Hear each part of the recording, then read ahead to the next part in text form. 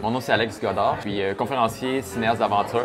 Donc ce soir, en fait, ce qui va se passer, c'est une projection d'un film que j'ai créé, un documentaire sur la Haute-Route en Suisse. La Haute-Route, c'est un sentier de randonnée qui sépare Chamonix à Zermatt.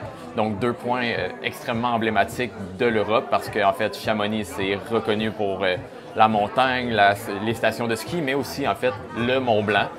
Et Zermatt, en fait, c'est reconnu pour la même chose, mais aussi le Matterhorn, donc la montagne qui s'appelle en français le Cervin, qui est la montagne qu'on voit sur les palettes de chocolat, les tables rondes.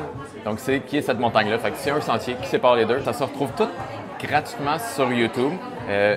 Ça se retrouve pas automatiquement sur YouTube. Avant ça, il y a toujours une partie en salle comme ce soir. Donc c'est la priorité en fait pour moi d'offrir ça aux gens avec la conférence.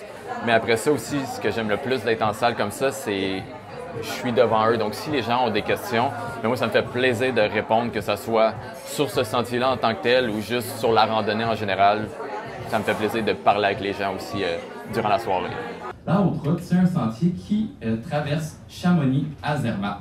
Donc, en fait, c'est pas un sentier officiel. C'est pas comme, par exemple, le Tour du Mont-Blanc, le GR10, qui est vraiment un tracé officiel. Là, ici, c'est un peu l'idée, en fait, de partir de Chamonix jusqu'à Zermatt. Après ça, comment nous, on le fait? C'est à nous de décider. On peut le faire en ski, on peut le faire en vélo de montagne. Et même si on le fait en randonnée, ben, il y a plein de parcours différents de comment se rendre, en fait, comment relier Chamonix à Zermatt. C'est environ 200 km. Environ, parce que, comme je vous dis, il y a plusieurs manières de le faire.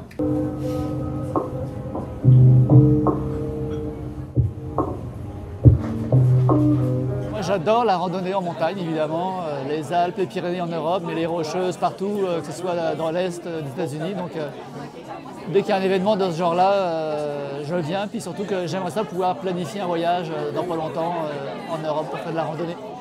En fait, je planifie cette randonnée-là dans quelques années, 2-3 ans. Donc, je trouvais l'idée bonne de venir voir Alex nous raconter ses aventures et donner des idées de comment planifier mon voyage.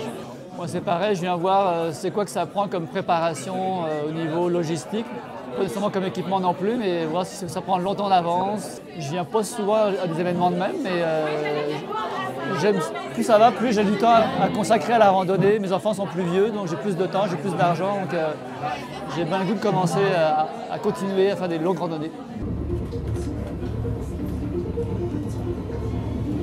Au lieu si on veut, d'être en mode performance sur le sentier, donc de vraiment marcher le plus que je pouvais, mais j'ai décidé de faire ce sentier-là en profitant beaucoup de ce que le sentier avait à m'offrir. Donc, de prendre la peine d'arrêter le midi, prendre une bouchée dans un restaurant, dans un refuge quelconque.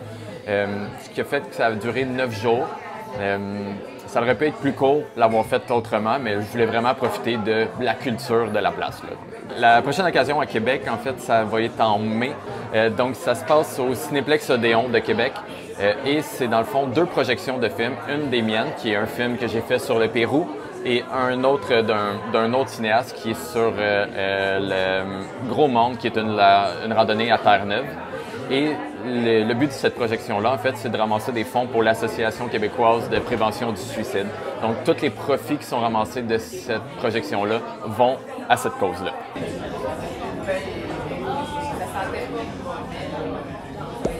La santé.